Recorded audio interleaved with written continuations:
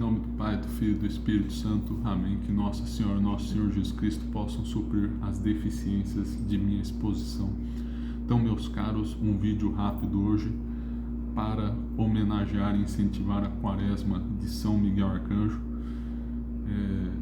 Vamos ver um pouco da origem dela, sua história aí, né? Começou com São Francisco e São Francisco, né, para quem não sabe, fazia 6 quaresmas no ano, exatamente. Não se contentou só com a quaresma maior, a quaresma do Senhor, mas fazia 6. E essa de São Miguel se tornou muito célebre porque nela ele recebeu os santos estigmas. E a partir de então se passou a ter essa devoção. Mas no Brasil, aliás, no mundo, acho que nunca foi algo muito difundido, né? Acho que, por incrível que pareça, só no Brasil isso chegou às proporções que chegou. Eu cheguei até a falar com um padre missionário que viajou em vários lugares do mundo. Ele era filipino, mas já viveu na Europa também. E falou que só tinha visto a quaresma de São Miguel aqui. Ficava muito impressionado com o Frei Gilson, né? E realmente devemos agradecer de pé ao Senhor por esse benefício que faz a nossa nação, né? O Frei Gilson conseguiu levantar 1.300.000 pessoas de madrugada para rezar o Santo Terço em razão da quaresma. Tem também o Instituto Hesed que divulga essa devoção da quaresma de São Miguel. Eu não tenho os números do primeiro dia deles. Também não sei se exatamente eles fazem às 4 da manhã como o Frei Gilson, mas o Instituto Hesed também já movimentou aproximadamente meio milhão de pessoas em live. Fora as pessoas que não assistem de madrugada, de manhã, né? Assistem outro horário. Então, são quase 2 milhões de pessoas vendo ao vivo, e talvez a quaresma de São Miguel chegue a ser praticada por 10 milhões de pessoas, talvez, ao todo, né, contando outros horários, quem assiste depois, né? Não tenho números exatos, essa daí é uma expectativa. E glória a Deus que no Brasil esteja se difundindo tanto. Inclusive recebemos a graça aí, né, de termos o Brasil consagrado a São Miguel Arcanjo em sessão solene na Câmara dos Deputados, né? Então muitas vezes só vemos o lado ruim do Brasil, né? O país da corrupção, da imoralidade, do roubo, do carnaval, mas também é o país desse catolicismo oculto, simples, e que vai vivendo escondido, né? Eu tenho certeza que no dia do juízo final vamos nos surpreender com a quantidade de santos brasileiros, né? Pessoas simples que viviam ocultamente, mas que alcançaram a santidade aí sem fazer nenhum ruído, né? Que o mundo não considerou, né? Então, indo às quaresmas de São Francisco, tem a quaresma da Epifania, 7 de janeiro a 15 de fevereiro, quaresma da ressurreição do Senhor, a da Páscoa que todo mundo conhece, quaresma de São Pedro e São Paulo, 20 de maio a 29 de junho, quaresma da Assunção de Nossa Senhora, de 29 de junho a 15 de agosto, quaresma de São Miguel, de 15 de agosto a 29 de setembro, e a quaresma do Advento. Então, São Francisco ficava 2/3 do ano fazendo quaresma, 240 dias. Na quaresma de São Miguel, na verdade, é dito que ele encaixava com a da Assunção de Nossa Senhora, então era... aliás, tô vendo aqui, ele encaixava com a de São Pedro e São Paulo, então eram 120 dias de quaresma. Ele basicamente ali só dava uma pausa no tempo da Páscoa e voltava a fazer quaresma, né? Ficava 120 dias em quaresma. Eu não estou com as fontes franciscanas aqui, eu peguei essa informação de um site franciscano. Eu cheguei a ler as fontes franciscanas em 2023. É um livro, uma obra muito importante, né, que reúne vários livros da época, escritos de São Francisco de Assis, mas também de autores que o conheceram e escreveram sobre ele. Então são documentos importantes do franciscanismo primitivo, por assim dizer, como Tomás de Celano, São Boaventura, tem a legenda maior e menor de São Boaventura, e muitos outros livros, né, os famosos Fioretti, e assim vai. Digo isso porque eu acho que havia alguma divergência entre as quaresmas de São Francisco, sobre datas, enfim, né? Qual era qual. Eu lembro que tinha uma de São Lourenço, que ele era muito devoto do diácono e mártir São Lourenço, que é mais ou menos na época de São Miguel mesmo, né? Então há algumas divergências aí sobre como ele fazia as quaresmas aí, né?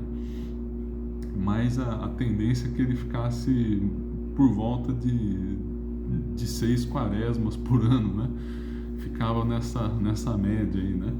Já os dias exatos aí parece haver alguma divergência.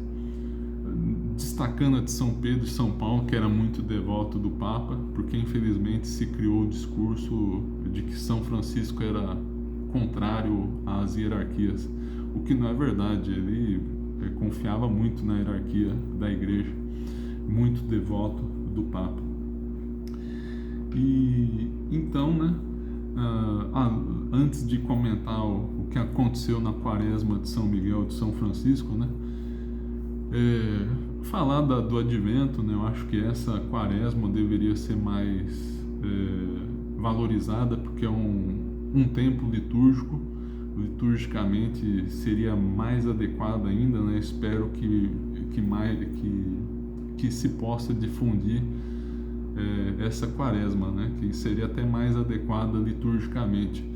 Nos dias de hoje, religiosos costumam fazê-la, né? Eu lembro que eu já fui algumas vezes em Aparecida, no Carmelo de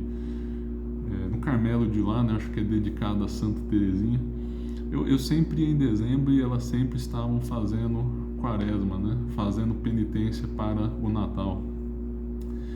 E a penitência delas era penitência de silêncio, então naquele momento elas não falavam com ninguém, só a Madre Superiora, porque em Carmelo geralmente há o parlatório, há algum momento aí para os visitantes conversarem um pouquinho com as monjas. Mas nessa época do ano elas faziam penitência de silêncio aí e nós ficávamos sem falar com elas, mas por outro lado edificados com sua penitência. E outros institutos também, né, franciscanos, né, já que São Francisco gostava tanto de quaresma, né, eles fazem a do advento também, né. Acho que essa deveria ser mais valorizada, mas não podemos reclamar, né, já que se lançou essa saudável tendência de fazer a quaresma de São Miguel, não reclamemos, mas antes agradeçamos a Deus por ela. E o que aconteceu nessa quaresma aí, né? E por que ela se tornou tão difundida? Bom, como eu disse, na verdade não foi tão difundida assim na história da igreja, né? Era algo que São Francisco fazia, mas eu acho que nunca foi algo muito propagado, né? E como eu falei antes, acho que eu comentei a história já neste vídeo, né, do padre missionário que nunca tinha visto isso no mundo, chegou no Brasil e ficou surpreso. Mas se bem que estamos em outros tempos, né? Talvez mais antigamente outras pessoas a fizessem, né? Bom, em primeiro lugar, a devoção aos santos anjos são uma figura singular para nos proteger, né? O São Miguel, príncipe da milícia celeste. Mas também foi nessa quaresma que São Francisco recebeu as suas chagas. Eu vou ler aqui um trecho da legenda maior de São Boaventura que achei na internet. Eu já li já no passado. mas achei um trecho aqui que é muito conveniente. Capítulo 6, Legenda Menor de São Boaventura. Francisco era um fiel servidor de Cristo. 2 anos antes de sua morte, havendo iniciado um retiro de quaresma em honra de São Miguel, num monte muito alto chamado Alverne, sentiu com maior abundância do que nunca a suavidade da contemplação celeste. Transportado até Deus num fogo de amor seráfico e transformado por uma profunda compaixão naquele que, em seus extremos de amor, quis ser crucificado, orava certa manhã numa das partes do monte.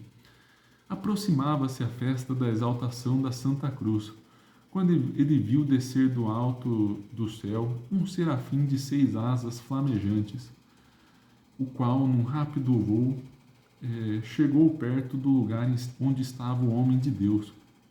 O personagem apareceu-lhe não apenas munido de asas, mas também crucificado, mãos e pés estendidos e atados a uma cruz. 2 asas elevaram-se por cima de sua cabeça, 2 outras estavam abertas para o voo, e as 2 últimas cobriam-lhe o corpo. Tal aparição deixou Francisco mergulhado num profundo êxtase, enquanto em sua alma se mesclava a tristeza e a alegria. Uma alegria transbordante ao contemplar a Cristo que se lhe manifestava de uma maneira tão milagrosa e familiar, mas ao mesmo tempo uma dor imensa, pois a visão da cruz transpassava sua alma como uma espada de dor e de compaixão. Aquele que assim externamente aparecia o iluminava também internamente. Francisco compreendeu então que os sofrimentos da paixão de modo algum pode atingir um serafim que é um espírito imortal, mas essa visão lhe fora concedida para lhe ensinar que não era o martírio do corpo, mas o amor a incendiar sua alma que devia transformá-lo, tornando-o semelhante a Jesus crucificado.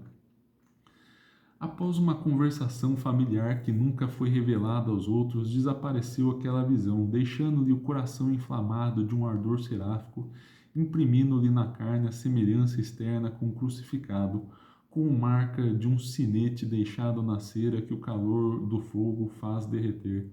Logo começaram a aparecer em suas mãos e pés as marcas dos cravos. Via-se a cabeça desses cravos na palma da mão e no dorso dos pés. A ponta saía do outro lado. O lado direito estava marcado com uma chaga vermelha, feita por uma lança. Da ferida corria abundante sangue, frequentemente molhando as roupas internas e a túnica. Fui informado disso por pessoas que viram os estigmas com os próprios olhos. Então, eis aí o relato de São Boaventura. Viveu algum tempo depois de São Francisco de Assis, mas trouxe esse relato, né? O dia da impressão aqui, eu busquei agora, dia 17, né? Impressão das chagas em São Francisco de Assis. E a exaltação da Santa Cruz, acho que é dia 14, mas vamos confirmar aqui, 14 de setembro. Então, no período ali da quaresma de São Miguel. Então é isso, meus caros, que possamos imitar o exemplo de São Francisco de Assis, rezar como ele rezou, que possamos viver sob a proteção de São Miguel Arcanjo, nos consagrando a ele, que possamos viver uma boa quaresma. Então, muito obrigado pela audiência, até a próxima. Em nome do Pai e do Espírito Santo. Amém.